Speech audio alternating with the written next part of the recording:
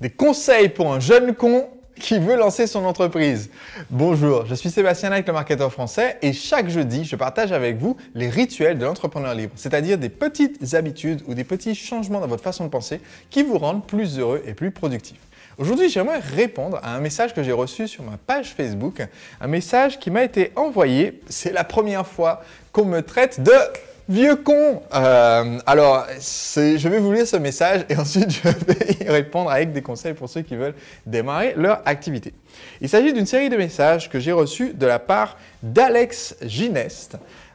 Pour maintenir son anonymat, nous allons donc le surnommer Al pendant la suite de cette vidéo. Et Al me dit en plusieurs messages, je vais vous lire quelques petits extraits. Il dit déjà au début, Sébastien, il faut un apport financier pour réussir. Si on part de vraiment rien, on ne peut pas y arriver. Il faut sortir du lot, il faut avoir un talent inné de grande valeur ou avoir déjà des sous avant de commencer à bosser. Pas de secret. Ça, c'est son premier message. Son deuxième message, c'est « Sébastien, j'ai une invention. J'ai un projet, un produit totalement faisable et totalement commercialisable qui fait intervenir les compétences en cours d'acquisition. » Donc, je suppose des compétences qu'il est en train d'acquérir lui-même pendant ses études. Il dit « Oui, je sais, je suis irritant, mais réaliste. Après, et c'est là que vient la deuxième partie super intéressante, il dit « Après, si vous me filez 1 million, je pourrais créer ma boîte et industrialiser le produit de mes rêves. Ça fait un moment que je travaille sur mon idée. Il y en a bien qui ont inventé le téléphone, moi j'invente mon truc, je sens que ça sera quelque chose de révolutionnaire, mais je n'en parlerai pas ici, et la troisième partie du message, je n'en parlerai pas ici car dans ce monde de requins, on ne peut faire confiance à personne. Je suis sûr qu'on me piquerait mon idée. Et oui, je suis quelqu'un qui aime provoquer, aime piquer, blablabla, tester les limites, etc. L'envie de bouger, je l'ai. L'idée, je l'ai. Le cahier des charges, je l'ai. Le cahier des charges est fonctionnel, je l'ai. Technique est en cours de définition. Sortez de ma zone de confort, je sais le faire. Et là, il y a tout un paragraphe sur le fait qu'il est parti très vite de la maison à l'âge de, je ne sais pas quel âge, puisqu'il dit à mon âge, de Paris à Oslo pour aller à l'étranger alors qu'il ne connaissait personne. Et dit, et vous, est-ce que vous avez fait ça ? Non, je ne suis pas parti à Oslo, je n'ai jamais été. Et il enchaîne en me disant « Mais moi, Sébastien, je ne suis pas né de parents qui ont gagné à l'euro-million. » Donc voilà, ça met l'ambiance. Donc voilà, moi je ne suis pas né de parents qui ont gagné à l'euro-million, mais j'ai la valeur du travail. L'argent, c'est le seul facteur limitant. J'ai les contacts, j'ai les personnes compétentes, j'ai le cahier des charges, j'ai les idées, j'ai les savoirs techniques. Et il me dit après, mais voilà, Sébastien, je suis sûr que vous allez voir mon message et penser que je suis un petit con ou une teigne, mais dans la vie, les gens qui réussissent sont ceux qui ont la hargne. Et il termine ce message en disant que vous serez plus sympa, Sébastien, en me filant 1 million. Parce que votre livre, désolé, Monsieur Knight, mais plein de gens ont mis des commentaires exprimant leur dégoût de l'avoir payé et de ne pas l'avoir reçu. Ça met vraiment bien l'ambiance, son message. Et là, pour terminer, Alex décide de me convaincre en fait, d'investir dans son projet en démarrant un troisième message en me disant voilà, je sais que vous, les hommes de plus de 30-35 ans, vous n'aimez pas les petits jeunes. Et là, c'est bon, là je dis ok, est-ce que je vais continuer de lire son message? Parce qu'en fait, vous voyez, j'ai démarré ma première entreprise à l'âge de 20 ans en Irlande. Ça a été un flop, j'ai démarré ça avec mon maître de stage à l'époque. Ça a été un flop parce que mon maître de stage était un petit peu trop perfectionniste, donc on n'a jamais lancé vraiment le produit et service qu'on voulait vendre. Mais j'ai démarré ensuite ma première activité en France, même 3 activités, prof de salsa, les cours de coaching en séduction et un site que j'avais de musique antillaise. Et j'ai démarré cette activité à l'âge de 21 ans. Et pendant en fait, je dirais les 10 premières années de ma vie professionnelle, en fait, je faisais partie des jeunes cons. C'est-à-dire que quand je suis arrivé et que j'ai lancé le coaching en séduction, quand j'ai lancé l'activité, le marketeur français, vouloir enseigner à des gens comment développer leur entreprise, eh bien, du point de vue des gens qui étaient déjà sur le marché à l'époque, eh bien, effectivement, Sébastien entrait dans cette catégorie des jeunes cons. Et ça me fait très plaisir de recevoir le message de, on a dit qu'on allait surnommer Al pour garder l'anonymat de Alex Gineste. Ça me fait très plaisir de recevoir son message parce que c'est la première fois que je découvre que j'ai officiellement franchi le cap de faire partie maintenant des vieux cons qui n'aiment pas les jeunes, parce qu'il continue son message, parce que ces pauvres jeunes sont nés dans l'ère du numérique et qu'ils sont rêveurs, on les considère comme des pourris gâtés parce qu'ils sont inventifs. Et donc, Al continue en me disant, voilà, nous raisonnons au feeling et beaucoup de jeunes désabusés comme lui ressentent l'impression qu'on les enfume avec des livres. Donc ça, voilà, clairement, vous voyez maintenant. Si vous êtes jeune, sachez qu'apparemment, je vous enfume avec mon livre parce que ce sont des méthodes structurées pour vous dicter une façon de penser, vous faire entrer dans le moule.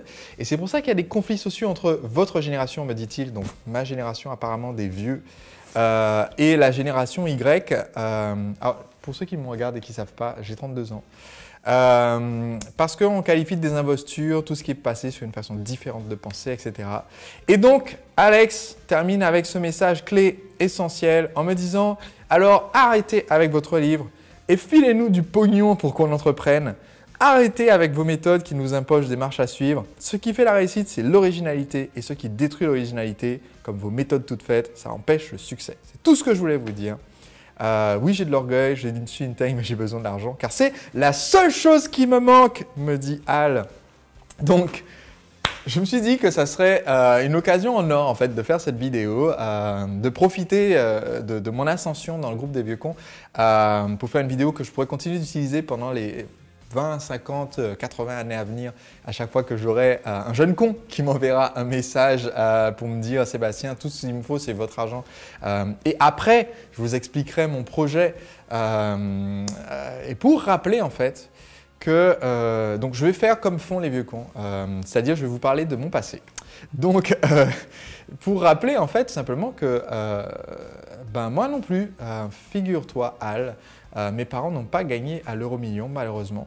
Moi aussi, à un moment donné, l'argent faisait partie de ce qui me manquait. Par contre, je n'ai pas ton problème. C'est-à-dire que ta difficulté aujourd'hui, Al, c'est qu'il n'y a que l'argent qui te manque. Tu as déjà tout. Tu as déjà les idées, la compétence, le savoir-faire, les relations, tout. C'est vraiment génial. Tu as une chance, tu es privilégié par rapport à là où j'en étais, moi, quand je démarrais mon activité. Personnellement, le premier produit que j'ai vendu, c'était quand j'étais au lycée. Quand je suis arrivé au lycée, j'ai demandé à mes parents d'investir pour m'acheter un câble à 99 francs, ça fait 15 €, permettant de connecter des calculatrices programmables Casio les unes aux autres. Et je leur ai demandé d'investir en leur disant que j'allais les rembourser parce que j'allais faire des programmes pour les calculatrices en question et les vendre. Et donc j'ai fait ça en fait, j'ai créé des programmes pour les calculatrices programmables que je vendais à mes collègues de seconde, de première et de terminale pour les aider en fait à résoudre des problèmes. Et en fait, c'est ça le premier truc que j'ai découvert sur l'entrepreneuriat, c'est que c'est résoudre des problèmes. En l'occurrence, il s'agissait de résoudre des problèmes mathématiques. Donc, j'ai fait un petit programme qui permettait de résoudre les équations du second degré quand j'étais en seconde. Et je me suis rendu compte que c'était facile, il y en avait plein qu'on pouvait trouver. C'était les débuts d'Internet. Donc, pour certains des gens plus vieux, ceux qui me considéraient moi comme un jeune con, eh bien, je faisais partie de cette génération qui savait utiliser Internet. Mais j'ai vu que si moi je résolvais mieux le problème, c'est-à-dire au lieu de juste donner la solution de l'équation mais forcer les gens à travailler, si je faisais un programme informatique qui leur permettait de ne pas travailler et tu rentrais juste A, B, C pour l'équation et ça écrivait chaque ligne qu'il fallait recopier dans ton devoir pour avoir 20 sur 20 sur le problème, eh bien, je vendais ce programme entre 10 et 15 francs. Donc, au bout de 10 programmes vendus, j'ai rentabilisé le câble et j'ai pu rembourser mes parents. Et ensuite, j'ai pu commencer à me payer des boissons en soirée, des t-shirts, toutes les choses les babioles que je voulais me payer parce que je faisais ça et que j'ai commencé ensuite à être DJ. Donc, on va dire que je n'ai pas eu la chance d'avoir des parents qui ont gagné à l'euro-million et donc cette première étape a été de chercher à résoudre un problème pour quelqu'un, pour générer de l'argent. Et je pense que Al, si tout ce qui te manque c'est de l'argent, eh bien peut-être que, même si tu n'as peut-être pas envie d'écouter mes conseils, mais peut-être que la première étape pour avoir cet argent, c'est de chercher à résoudre un problème. Résoudre un problème qui existe chez d'autres personnes. Il peut s'agir de tes camarades d'études, il peut s'agir de personnes de ton entourage et tu constateras que ce problème, il existe chez beaucoup de personnes qui cherchent justement à alléger une douleur ou autre et qui sont prêtes à investir de l'argent. Si tu ne trouves pas un problème à résoudre, une autre façon de générer cet argent pour t'aider à démarrer cette activité, cette autre façon, c'est d'apporter de la valeur. Alors, un autre exemple de comment est-ce que j'ai réussi à faire ça, eh bien, quand j'avais besoin de sous un petit peu pour financer mes projets, mes idées, quand j'étais étudiant, c'était avant de démarrer mon entreprise, j'avais suivi des cours de salsa depuis quelques mois. Je trouvais que c'était vraiment génial la salsa. Donc, quand je suis rentré en Guadeloupe pendant les vacances de Noël, j'ai proposé, j'organise un stage de salsa. Et donc, j'ai réuni en fait des membres de ma famille, des amis, et j'ai dit voilà, je vais vous apprendre au moins les bases de la salsa. On a fait un stage de 2 heures. Je pense que j'ai dû facturer pour ça. On était au début de l'euro, puisqu'on était en 2000. Non, même l'euro était là depuis un moment. On était peut-être en 2005-2006. Je sais, c'est la préhistoire pour toi, Al. Mais moi, j'avais 21 ans, je pense, 20 ans. Et donc, j'ai proposé ce cours de salsa. J'ai généré plusieurs centaines d'euros du coup, parce que je pense qu'il y avait une vingtaine de personnes facilement là, en 2 heures. Donc voilà, avec 200 et quelques euros, on peut se payer pas mal de choses. Mais si on a un projet entrepreneurial, on peut les mettre de côté. Et donc, j'ai démarré mon activité en 2007 et je n'avais effectivement pas le sou. Au départ, il me restait, quand j'ai démarré mon activité, très exactement 3 mois de loyer sur mon compte bancaire grâce à l'argent que j'avais mis de côté quand mes parents m'avaient donné de l'argent de poche. Parce que oui, j'ai eu de l'argent de poche quand même, il faut l'admettre. Je gagnais 150 euros par mois au black que me payait une grande boîte de nuit parisienne dont je ne mentionnerai pas le nom ici, mais qui a un thème égyptien. Et c'était une relation de travail très désagréable. Je ne les supportais pas. Ils étaient très désagréables. Ils payaient en retard. Mais c'était les seuls 150 euros que je gagnais par mois, donc je les prenais. Et j'ai décidé d'investir tout ce qui me restait comme liquide dans une formation en anglais aux États-Unis pour apprendre à faire du marketing, pour développer mon activité.